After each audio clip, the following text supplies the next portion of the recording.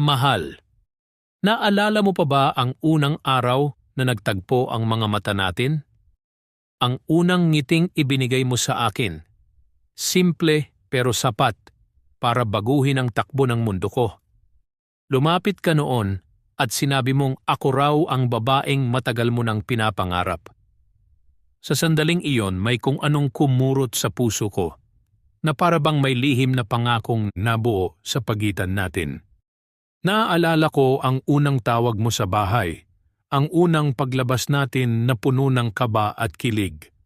Pareho nating tinatago ang mga paru-parong nagliliparan sa dibdib, ngunit sa huli, pareho rin tayong sumuko sa saya ng gabing iyon.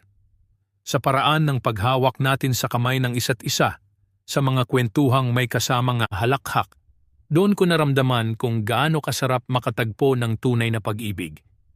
Doon ko rin alam, ikaw na. Alam kong mahal mo ako, hindi lang dahil sinasabi mo, kundi dahil ipinapakita mo. Sa bawat titig mo, ramdam ko ang pag-aaruga. Sa bawat yakap at halik, malinaw ang tiwala at pananabik.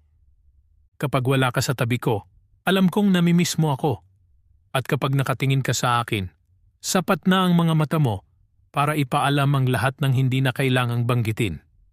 Naaalala mo pa ba ang unang halik natin, pati ang unang pagtatalo? Nagsorry tayo, nag-usap, at natutong magkompromiso. Simula noon, mas pinili na nating umunawa kaysa manalo. Naaalala ko rin ang araw na tumigil tayo sa mga laro at tuluyang umamin na mahal na pala natin ang isa't isa. Ang sarap marinig ang mga salitang iyon, lalo na't pareho pala ang laman ng ating mga puso. Masaya ako, tunay na masaya, dahil bahagi ka ng buhay ko. Sa pagdating mo, itinuro mo sa akin ang tunay na kahulugan ng pagmamahal. At sa lahat ng ito, alam kong mahal mo ako. Hindi lang dahil sinabi mo, kundi dahil araw-araw mo itong pinatutunayan. Lubos na nagmamahal. Ako,